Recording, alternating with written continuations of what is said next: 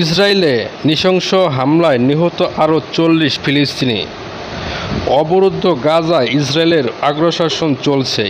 রোববার ২২ সেপ্টেম্বর ইসরায়েলের একটি স্কুলে হামলা চালিয়েছে। এ হামলায় অন্তত ৭ জন নিহত হয়েছেন। তবে ২৪ ঘণ্টায় গাজা জুড়ে ইসরায়েলের হামলায় কমপক্ষে ৪০ জন ফিলিস্তিনি নিহত হয়েছেন। এ নিয়ে গত বছরের অক্টোবর থেকে এ পর্যন্ত মোট মৃতের সংখ্যা বেড়েছে ৪১,৪৩১ জনের পৌঁছেছে।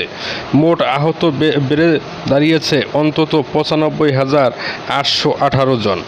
ফিলিস্তিনের স্বাস্থ্য মন্ত্রণালয় বলেছেন, ইসরায়েলি বাহিনীর হামলায় গত ২৪ ঘণ্টায় ৩টি পরিবারে ৪০ জন নিহত হয়েছেন এবং আরও ৫৮ জন আহত হয়েছেন। অনেক মানুষ এখনও ধ্বংসস্তূপের নিচে এবং রাস্তায় আটকে আছে, কারণ উদ্ধারকারীরা তাদের কাছে পৌঁছাতে পারছে না। উল্লেখ্য, গত ৭ অক্টোবর হামাসের নজিরবিহীন আন্তঃসীমান্ত হামলার পর থেকে গাজা উপত্যকায় অবিরাম বিমান ও স্থলে হামলা চালিয়ে যাচ্ছে ইসরায়েল। এই হামলায় হাসপাতাল, স্কুল, শরণার্থী শিবির, মসজিদ, গির্জা কিছুই রেহাই পাচ্ছে না। হাজার হাজার ভবন ধ্বংস হয়ে গেছে। ইতিমধ্যে ইসরায়েলি আগ্রাসনের কারণে প্রায় ২০ লাখেরও বেশি বাসিন্দা বাস্তুচ্যুত হয়েছেন।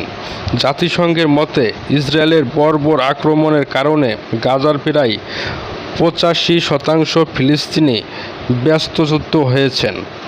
আর খাদ্য, বিশুদ্ধ পানি এবং ওষুধের তীব্র সংকটের মধ্যেও গাজার সকলেই এখন খাদ্য নিরাপত্তাহীন অবস্থানের মধ্যে রয়েছে।